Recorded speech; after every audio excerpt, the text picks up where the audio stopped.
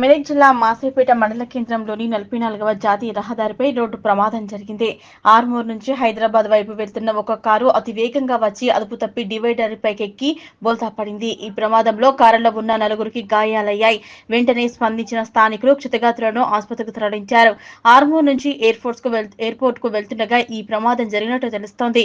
BJP మండల party అధ్యక్షులు వేణుగోపాల్ క్షతగాత్రులను ప్రత్యేక ఆటోలో ఆసుపత్రికి తరలించారు.